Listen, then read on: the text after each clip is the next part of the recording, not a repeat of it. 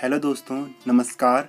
स्वागत है आपका हमारे यूट्यूब चैनल उत्तराखंड स्टडी में। दोस्तों, इस वीडियो में हम डिस्कस करेंगे ट्रांस हिमालय के बारे में। इससे पहले कि हम ट्रांस हिमालय के बारे में डिस्कस करें, हम कुछ छोटी छोटी बातें जान लेते हैं। दोस्तों, उत्तराखंड जो है 8 भौगोलिक क्षेत्रों में बांटा गया है।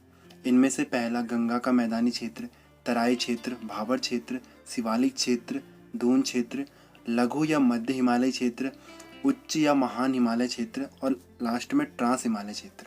हम अपनी आगे आने वाली वीडियोस में इन सभी क्षेत्रों के बारे में डिस्कस करेंगे, लेकिन इस वीडियो में हम सिर्फ ट्रांस हिमालय और उसमें स्थित प्रमुख दर्रों के बारे में बात करेंगे। दोस्तों, ट्रांस हिमालय के बारे में जानने से पहले ये जानना जरूरी है कि इसको ट्रांस हिमालय क्यों कहा जाता है। दरअसल दोस्तों, ट्रांस का मतलब होता है के पार। तो ट्रांस हिमालय का मतलब हुआ कि हिमालय का पार का क्षेत्र, मतलब उच्च हिमालय, महान हिमालय के पार का क्षेत्र ट्रांस हिमालय कहलाता है। दोस्तों, ये जो उच्च हिमालय है, इसके और ट्रांस हिमालय के बीच में जो लाइन है, इस लाइन को इंडो सांगो भ्रंश कहते हैं।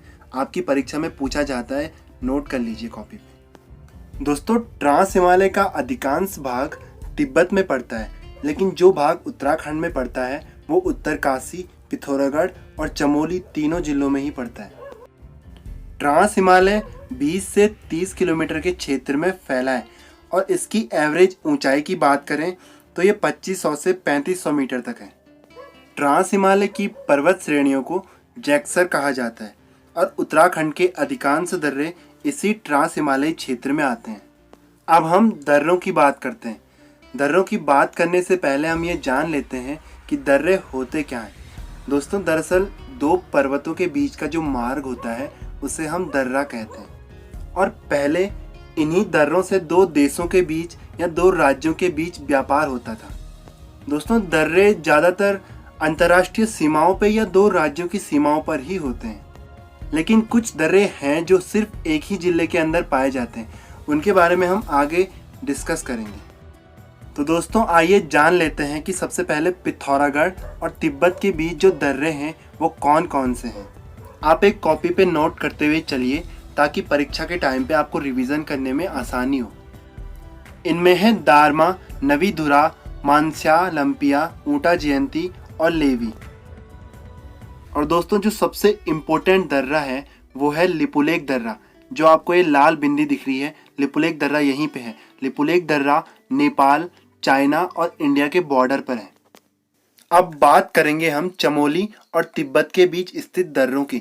चमोली और तिब्बत के बीच जो दर्रे हैं वो इस प्रकार हैं: नीति, किंगरी बिंगरी, माणा या डोंगरीला। डोंगरीला माणा दर्रे को ही बोलते हैं। बालचा, घाट रलिया, कोई, म्यूंडार, सलसला, तंजुन, चोर होती और लमलंग। उत्तरकाशी और तिब्बत के बीच पड़ने वाले दर्रे थांगला, मुलिंगला, नेलंग और सांग चोकला है। तो दोस्तों, ये तो थे अंतर्राष्ट्रीय सीमा से लगने वाले दर्रे। अब हम बात करेंगे राज्य के अंदर के दर्रों की। इनमें जो सबसे प्रमुख दर्रा है वो है श्रृंगकंठ।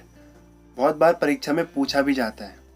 श्रृंगकंठ दर्रा उत्तरकाशी और हिमाचल प्रदेश की सीमा पर है। उत्तरकाशी और चमोली की सीमा के बीच एक बहुत ही फेमस दर्रा है कालिंदी। ये भी बहुत बार परीक्षा में पूछा जाता है। चमोली और बागेश्वर के बीच स्थित है सुंदर ढूंगा दर्रा, और बागेश्वर और पिथौरागढ़ की सीमा पर है ट्रेल पास दर्रा। ट्रेल पास दर्रा नंदा देवी और नंदाकोट पर्वत श्रेणियों को अलग करता है और पिंडारी और मिलान घाटियों को आपस में जोड़ता है।